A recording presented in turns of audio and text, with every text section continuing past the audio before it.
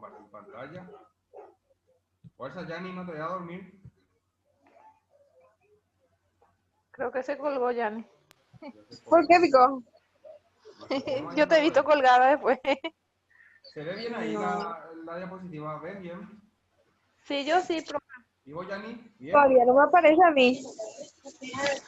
Ahí sí. Tienes que activar tu cámara para que te aparezca. Ya puse. Bueno, está. Entonces, hoy vamos a continuar un poco, vamos a hablar de la luxación en general y de algunas luxaciones más comunes, por ejemplo, luxación de cadera, luxación de hombro y luxación de codo, ¿sí? Y arrancamos. Bueno. Esta articulación que está aquí, que ven ustedes, ¿qué articulación de dónde es esto?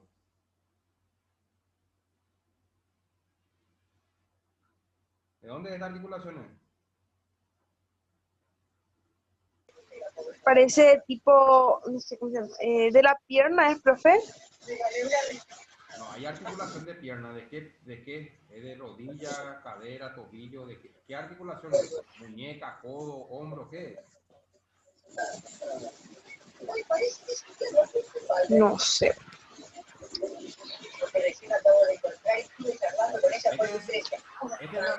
Este es la articulación. Apagana ya ni tu tele. La activación del codo, ¿puede, profe? Sí, esta es la articulación del codo. Muy bien, esta es la articulación del codo. Entonces, la luxación es la pérdida completa y estable de la congruencia de las superficies óseas que forman una articulación. O sea, la luxación es cuando hay una pérdida de contacto entre este hueso y este hueso. Eso es una luxación, ¿sí? La luxación puede ser tanto completa como una luxación incompleta, ¿sí?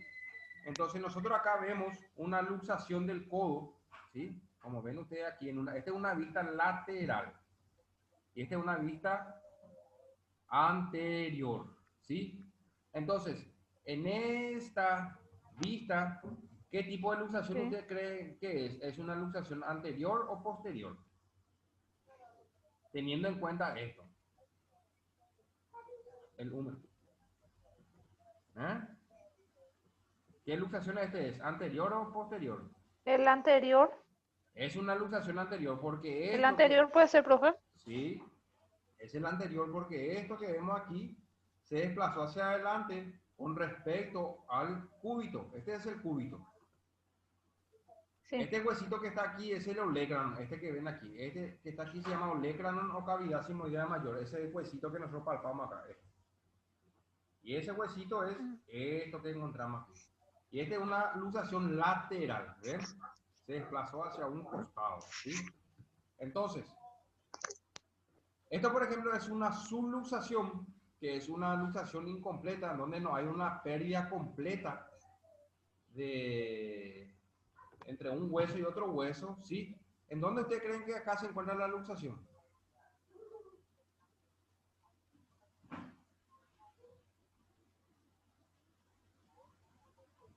Fíjense en la imagen y díganme, ¿dónde está la luxación acá?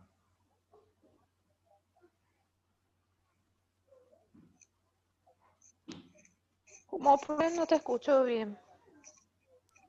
¿En dónde, en esta radiografía que vemos aquí, en dónde se encuentra la luxación? ¿Dónde está la luxación acá? La muñeca puede Profe, ser. yo desde... ¿Acá en la muñeca ustedes creen que es? ¿Acá? Yo digo, sí, ahí. Ahí donde está la flechita. ¿Y vos, Sandra? Sí, también ahí en esa parte. En esta parte. Bueno, Sí, sería la parte del el radio, ¿puede ser? Radio con unos acá tenemos, acá tenemos el radio. metacarpianos. Acá tenemos el radio, ¿ven? Este es el radio.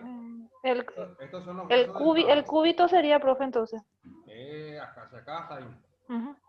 Acá tenemos los huesitos del carpo, de la primera fila, el escafoides, el semilunar, el piramidal y acá falta el pisiforme.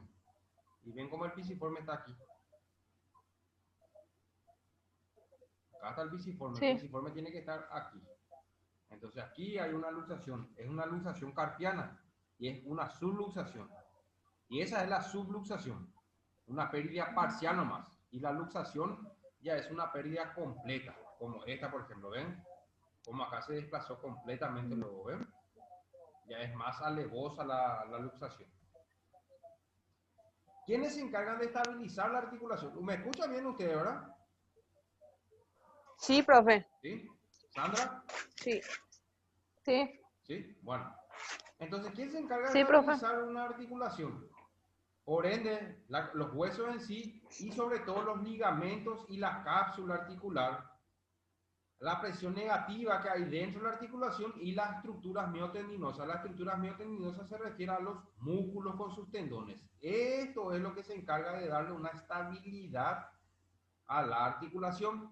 Nosotros habíamos hablado que los ligamentos se encargan de dar una estabilidad pasiva y los músculos una estabilidad activa cuando hay movimiento.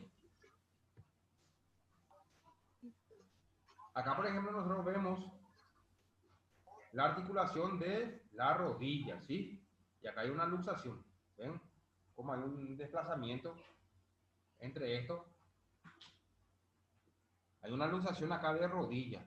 Este huesito que está acá es el... Este huesito que ¿Será nosotros... que yo nomás escucho entrecortado? Este huesito que está aquí, ¿me escuchan bien ahí?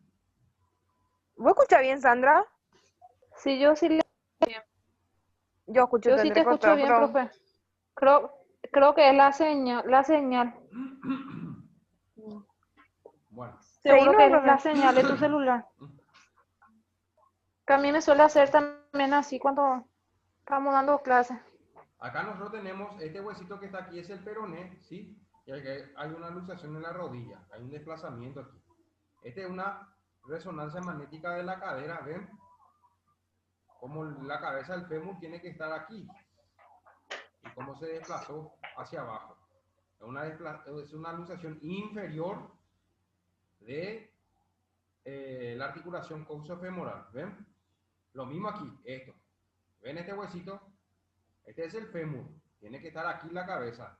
Y esta es una luxación posterior, se desplazó hacia atrás, ¿sí? Y acá nosotros tenemos la articulación glenohumeral en el hombro, donde la cabeza del húmero, ¿sí? Tiene que estar un poquito más a este nivel y sufrió una luxación que se llama luxación inferior también. Luxaciones es más frecuente en jóvenes, es poco frecuente en niños y generalmente mayor frecuente en varones, ¿verdad? Porque los varones son, como se dice normalmente, son más brutos, ¿verdad? Y sobre todo también por el tema del deporte, porque los hombres practican deportes de mucho contacto. Las luxaciones pueden ser favorecidas por precaria contención entre las superficies articulares. ¿Qué quiere decir esto? Que, vamos a poner aquí la articulación glenohumeral, precaria contención, quiere decir que los ligamentos o los músculos o los tendones se encuentran debilitados, ¿sí? Entonces, se produce un movimiento brusco y el paciente se luxa. Eso es por una precaria contención o una desproporción de la superficie articular escápulo-humeral, ¿sí? Esto es cuando de por sí hay pacientes, por ejemplo, que nacen ya con una laxitud articular, que eso se refiere porque tienen los ligamentos laxos o los ligamentos débiles, entonces el paciente hace mucho movimiento o un movimiento brusco y se luxa. ¿Quiénes, por ejemplo, tienen estos ligamentos muy laxos? Las bailarinas de ballet, por ejemplo, porque ellas necesitan mucha elasticidad, entonces ellas hacen algún movimiento brusco o quieren practicar algún deporte, fútbol o boxeo o lo que fuese, entonces estos pacientes se luxan la articulación porque tienen una precaria contención. Precaria contención entre las superficies articulares, que fue lo que vimos, una precaria contención a nivel glenohumeral, una laxitud de la cápsula y ligamentos y la potencia muscular, o sea, la fuerza muscular de los pacientes se encuentran debilitados, por ejemplo, en los ancianos, en las personas mayores, en los obesos porque adquiere mayor masa adiposa que masa muscular, y en las mujeres, ¿sí? Descontrol muscular, ebriedad, anestesia, ¿sí? ¿Por qué ebriedad o anestesia? Porque cuando uno está ebrio o tiene anestesia, ¿qué pasa? Esto actúa, o las drogas actúan a nivel del sistema nervioso central, actúa a nivel del nervio, entonces le bloquea el nervio y el músculo se encuentra en disminución de su fuerza muscular. Entonces el paciente se cae, se tropieza, o se tironea con alguien, o hace un movimiento brusco y se llega a luxar, ¿sí? Acá, por ejemplo, nosotros vemos este paciente tiene una laxitud articular en los dedos. Acá ven cómo aquí sale la cabeza del húmero hacia abajo, en un niño, ¿sí? Sí. Y acá también, es una luxación posterior.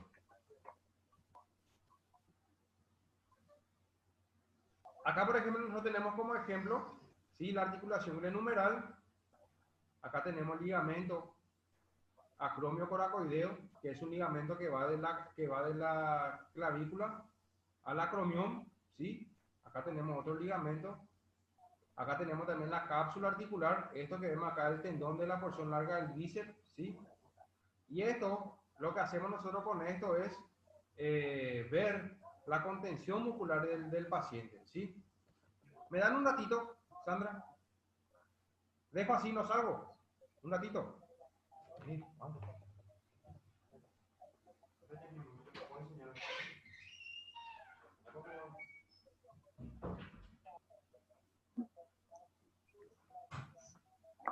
Sandra, ¿qué voy a decir para hacer? O sea, la vamos a preguntar a dónde era.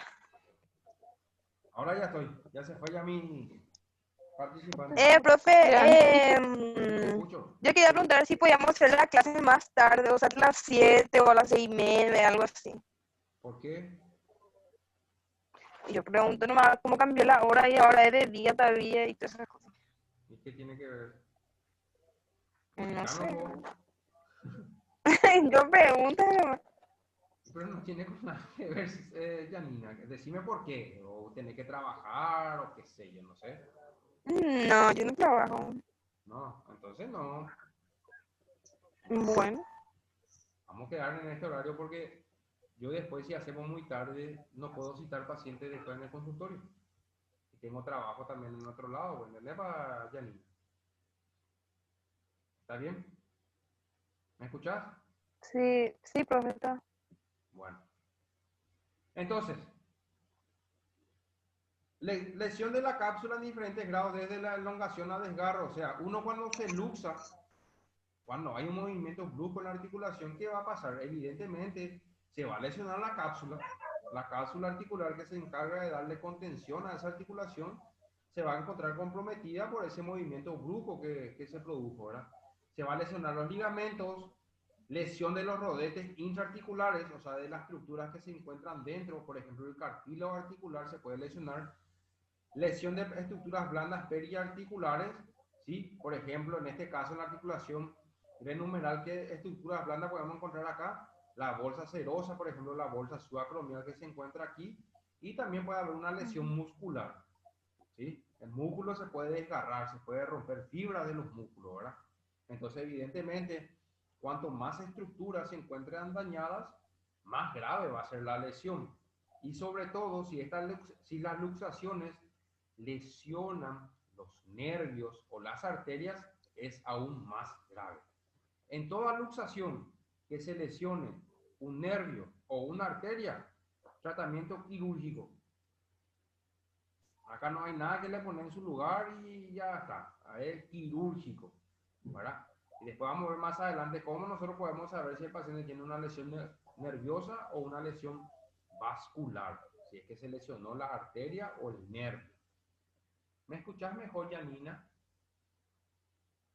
sí, Sí que. sí, te escucho. Sí que. Sí, profesor. Gracias. ¿Y por qué te enojaste conmigo? Para mí que tiene Ay, sueño, profesor, profe. seguí con la clase, profesor. Que bueno, voy a continuar, ¿no? Bueno, clasificación. Congénita. Congénita quiere decir que el paciente ya presenta una luxación de nacimiento. Por ejemplo, hay una luxación que se presenta en los recién nacidos que se llama displasia de cadera. Displasia de cadera.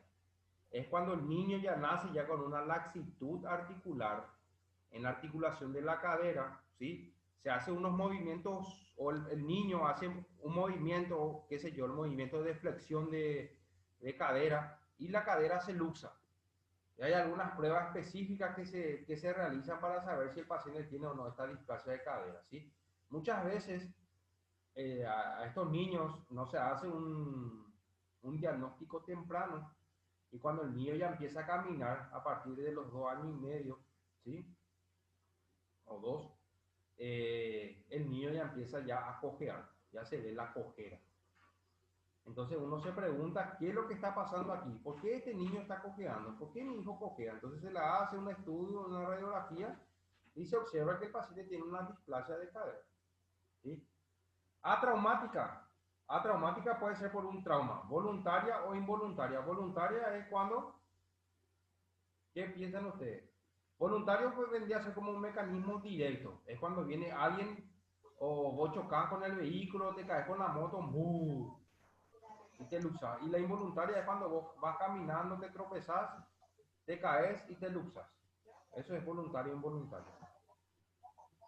Traumática. Acá vemos lo mismo, ¿sí? Directo, que es, por ejemplo, cuando hay un golpe de alta energía, por ejemplo, en el fútbol, cuando se da una patada, o cuando, qué sé yo, estaba practicando karate o judo, o algún tipo de deporte de contacto, por ejemplo, el rugby, ¿sí? El paciente se va, choca contra algo y se luxa.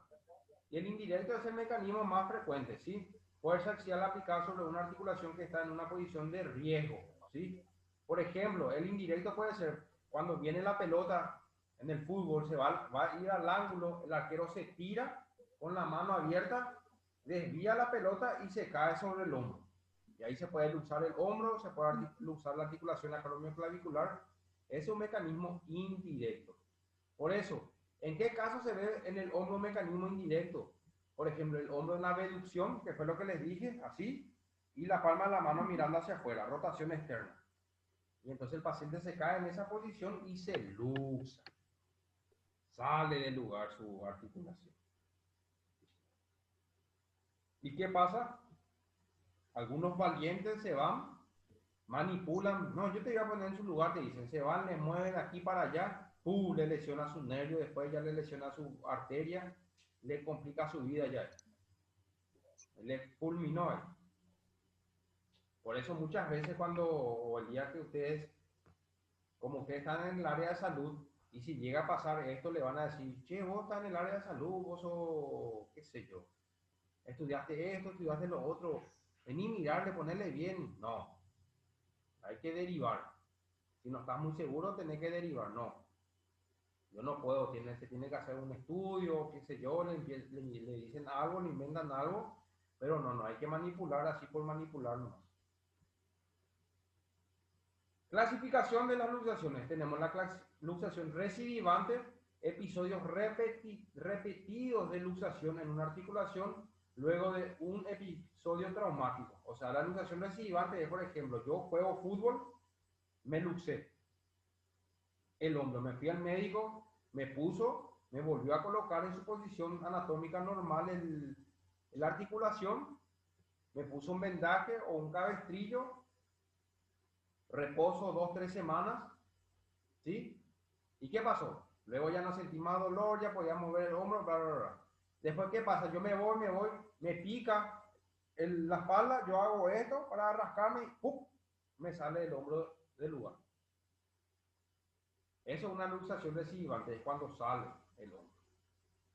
La luxación inveterada es aquella luxación que lleva más de 3 semanas y que se hace irreductible, principalmente por fibrosis periarticular. O sea, la luxación inveterada es, vos te golpeaste el hombro, te luxaste, Pero vos pensás que es solamente un dolor, nunca te fuiste a consultar ni nada, le pusiste hielo, tu pomada caliente, le tomaste algo y pasó el tiempo, pasó el tiempo, pasó el tiempo. No para de doler, no para de doler, te va a consultar, había sido tener una luxación.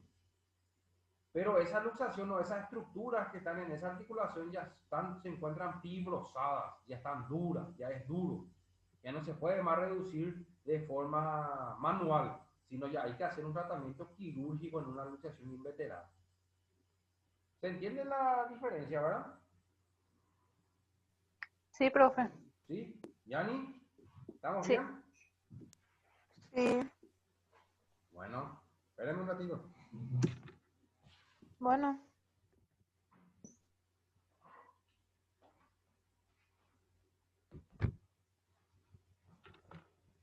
Ok, vamos a continuar. Vamos, vamos que se puede, Paraguay. Vamos, fuerza.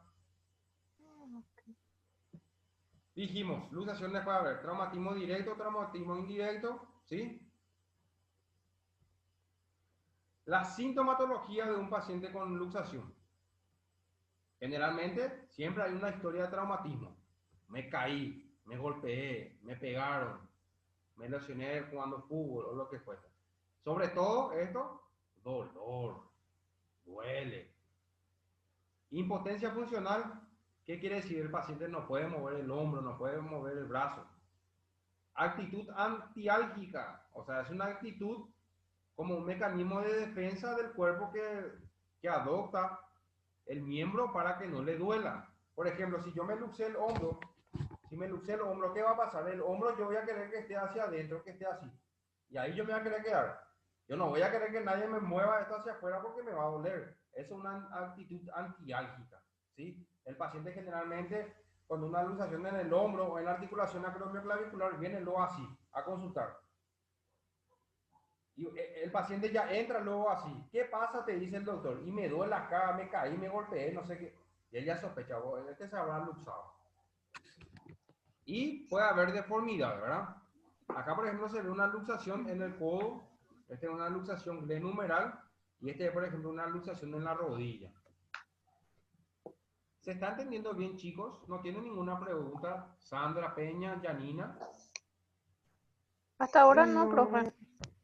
Súper bien. ¿Janina? Sí. Está bien. ¿Está bien qué? No hay preguntas. Profe. Bueno, profe. Bueno, gracias. Examen físico. Hay que observar, evidentemente va a haber edema, que es un proceso inflamatorio porque hubo una lesión y el cuerpo o el sistema nervioso central en toda lesión, el primer mecanismo de defensa es el edema, o sea, la inflamación, se empieza a inflamar la zona. Equimosis, que es el hematoma, lesiones cutáneas, ¿sí? Lesiones cutáneas, por ejemplo, pueden ser raspaduras, si es que te caíste, ¿sí? Deformidad articular, pérdida de congruencia en relieve óseo, o sea, va a haber una deformidad. Acá, por ejemplo, hay una deformidad porque hubo una luxación, ¿sí? De la interfalángica. Pérdida de los ejes de las extremidades, evidentemente el eje de este dedo se encuentra alterado porque acá hay una luxación. Alteración de la longitud, va a haber un acortamiento, ¿sí? Por ejemplo, si te luxas la cadera, ¿sí? Dependiendo si el desplazamiento es hacia arriba, ¿sí? El miembro va a estar más corto que el otro. Y evidentemente la movilidad va a estar alterada, la movilidad normal. Vos le pedí al paciente, a este paciente con esta característica que flexione el dedo, no va a poder flexionar. ¿Por qué creen ustedes que no va a poder flexionar acá el paciente?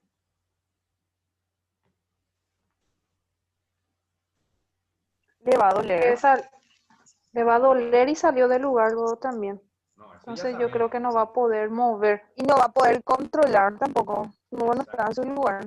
Muy bien, o sea, evidentemente le va a doler y otra no va a haber una coordinación en el movimiento, porque los músculos acá están alterados, ¿verdad? Los músculos que hacen el movimiento acá no saben qué es lo que pasó. Entonces el cerebro le manda la orden para que actúen y no actúan, no se produce nada.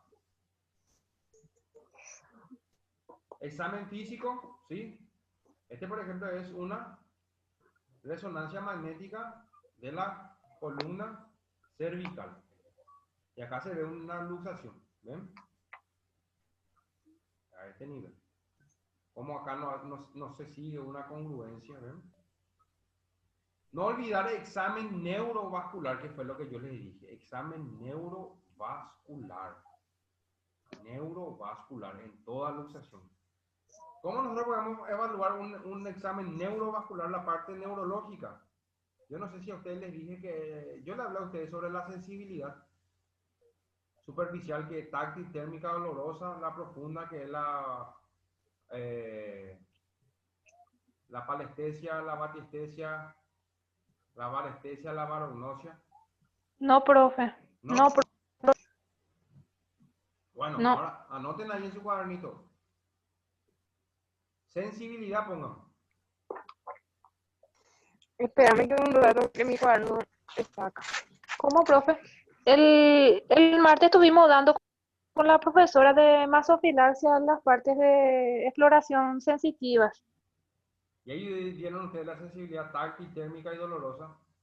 Sí, térmica, sensibilidad general y sensibilidad espacial o sensorial. La sensorial era visual, olfativa, gustativa y olfativa. La general era dérmica, eh, táctil y el otro, a ver si me acuerdo. eh, Ay, se me pasó eran tres. Después se dividía otra vez en sensibilidad superficial, profundo, Y en la sensibilidad profunda ustedes dieron la varestesia, varognosia, batiestesia y palestesia. sí, varestesia, que no Bueno, se me quedó bien los nombres porque están un poquito bueno, pero ya complicados. dieron ya. Varestesia, gravestesia, ¿nos quieres dar con nosotros a veces? Porque Yanni no estaba el martes. Yanni, ¿vos tuviste martes? No. Estuvo lo que tuvimos el martes. Bueno, entonces, vamos a ver si la explicación es igual a la misma que la profe dio. Entonces van a poner sensibilidad como Bueno, título. Sensibilidad.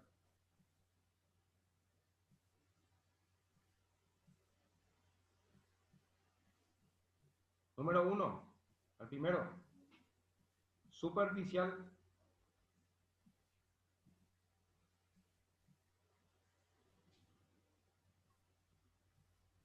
Superficial. Van a poner abajo táctil.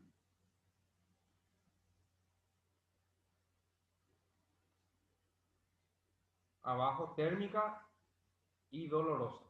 Táctil, térmica y dolorosa.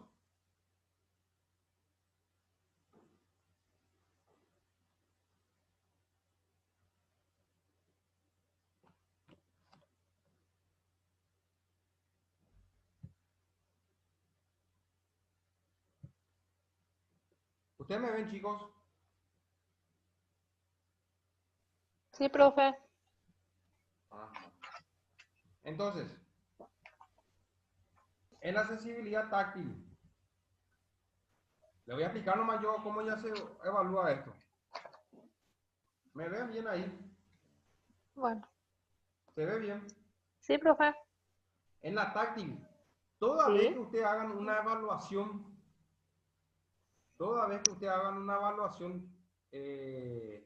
siempre neurológica, siempre el paciente tiene que estar con los ojos cerrados.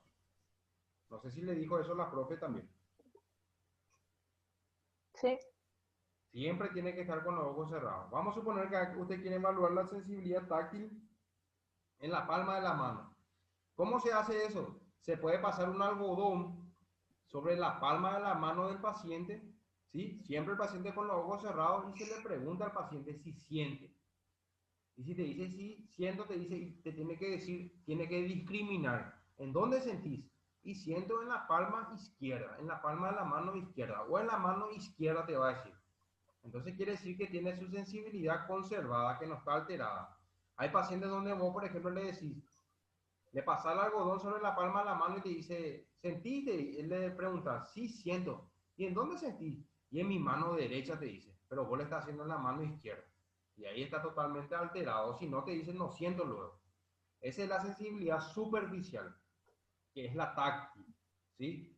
Luego tenemos la térmica, que puede ser dos objetos, uno frío o uno caliente, se coloca sobre la palma de la mano también, siempre el paciente con los ojos cerrados y se le pregunta si siente o no siente, si es caliente o si es frío y en qué mano siente, en la derecha o en la izquierda. Y luego tenemos la dolorosa, donde se puede utilizar una aguja, una aguja, por ejemplo, o la punta del el bolígrafo B, por ejemplo. Entonces se le empieza a comprimir, se aprieta, y eso va a causar dolor. Y el paciente tiene que decir si siente o no siente. Y si siente, en qué mano siente, en la derecha o en la izquierda.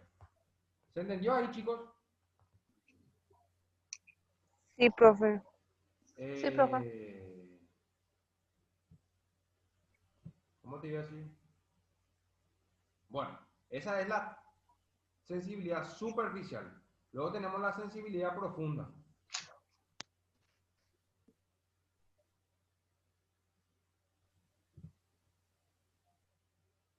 Vamos a anotar ese.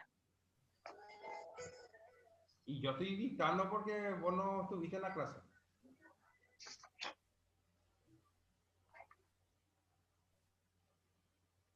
O de todas formas, igual, como la clase luego se queda grabada, también ustedes pueden anotar ahí. Digo yo, era para no perder tiempo. ¿Qué decís vos, Janina? Janina, escuchame un poquito. Sí, profe, te estoy escuchando. Sí, Igual nomás, porque no hay problema para terminar más. exactamente, porque si no, pues nos va a llevar mucho tiempo y es un poco larguito. Entonces, como ustedes ya tienen la clase, van a tener la clase grabada, entonces pueden entrar ahí nomás y anotar esta parte que te falta. ¿Entendés, Payani? Así yo explico. Sí, profe, no hay problema. ¿Sí? Bueno, entonces, Dale, está bien. Explícanos. la sensibilidad profunda de nosotros tenemos la varestesia, tenemos la varognosia, la batiestesia y la palestesia. Son 4. La varestesia mide la presión. ¿Qué quiere decir? Atiendan acá, miren acá. Si yo quiero evaluar la mano izquierda, siempre el paciente con los ojos cerrados, en la varestesia que yo voy a hacer, yo voy a presionar esto. Voy a presionar con mi dedo, por ejemplo. Presiono, es de presión. Y yo le pregunto al paciente si siente. ¿Y en qué mano siente? ¿En la derecha o en la izquierda? Él tiene que definir eso. La varognosia es de los pesos. Por ejemplo, al paciente se le da un objeto pesado. Se le da, por ejemplo, esto, un control. O mi lente, por ejemplo, se le pone la mano así y se le pide al paciente siempre con los ojos cerrados que diga cuál de los dos objetos es el más pesado. Luego tenemos la batiestesia. La batiestesia, por ejemplo, el paciente tiene cerrados los ojos. Yo agarro el brazo y llevo hacia arriba. Y el paciente me tiene que decir en qué posición está el brazo. Si está hacia arriba, hacia afuera, hacia adentro. Él tiene que discriminar eso. Y por último tenemos la palestesia. ¿Sí? En donde la palestesia evalúa la vibración del hueso. La palestesia se evalúa la vibración. Y en la palestesia se utiliza un dispositivo que se llama diapasón, que es como un hierrito, así como una antena de vinil, donde yo golpeo el hierrito y ese empieza a vibra el hierrito.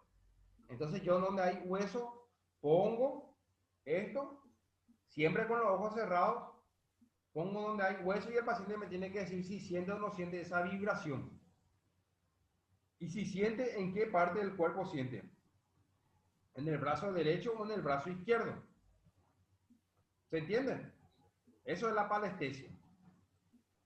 Sí. Y esa es la sensibilidad profunda. Sí, profe. ¿Sí? ¿Se entendió? Entonces, así nosotros vamos a evaluar. Generalmente, cuando hay una lesión como una luxación, lo que se evalúa es la sensibilidad superficial. La táctil, la térmica o dolorosa. Vamos a suponer que el paciente se luxó el hombro acá.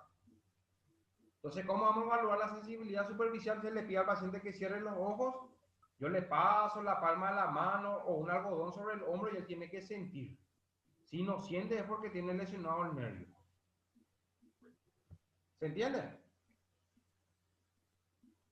Sí. Sí, profe. Y la vascular, ¿cómo vamos a evaluar? La vascular, por ejemplo, si se luxó, por ejemplo, el hombro, podemos palpar el pulso radial y ver si el paciente tiene o no pulso. Si el paciente no tiene pulso radial, quiere decir que se lesionó la arteria en el hombro. O se puede palpar, por ejemplo, aquí a nivel del húmero del brazo, la arteria humeral, por ejemplo, acá, que se encuentra debajo del bíceps. O poner esto debajo del bíceps acá y vas a sentir toc, toc, la arteria humeral. Si vos te luxaste el hombro y te lesionaste la arteria, el pulso se va a encontrar alterado a este nivel. ¿Se entiende? Y si hay una lesión neurológica o vascular, directo es cirugía. No hay otra cosa acá. Otra cosita antes de continuar. Falta 2 minutitos antes que se corte. Volvemos a entrar con el mismo enlace. Me dan 5 a 6 minutitos para poder guardar la clase y continuamos. Si se corta, nomás le digo, ¿sí? Bueno, profe. Bueno, entonces como dice acá, evaluar la sensibilidad, la movilidad pasiva y activa. Movilidad pasiva es que nosotros movemos el hombro y la activa es donde el paciente realiza el movimiento. Observar los pulsos, el pulso y el llene capilar. Llene capilar es la coloración de la piel. Si la piel tiene coloración todavía. Evidentemente, si no le llega la sangre, la coloración de la piel se va a encontrar alterada, ¿verdad? ¿Qué estudio podemos hacer en una luxación? Por ejemplo, una radiografía que vemos aquí, una luxación en el hombro, una luxación del codo. Las luxaciones muchas veces se acompañan también de fracturas. Acá, por ejemplo, hay una fractura. ¿Ven? Este huesito que está acá se fracturó. Esto que está acá. Radiografía, ¿sí? Este es de la articulación de la cadera. ¿Este qué es? Este es una TAC, una tomografía axial computarizada, donde acá se ve la luxación, una luxación inferior. Y esta es una resonancia magnética, ¿sí? Entonces, vemos acá la rodilla. Esta es la rodilla acá. Una vista lateral, ¿sí? Y acá se observa como el fémur tiene que estar un poquito más hacia este nivel, se encuentra hacia adelante. Tratamiento. El tratamiento, la reducción. La reducción quiere decir lo más precoz posible, poner en su lugar esa luxación, ¿sí?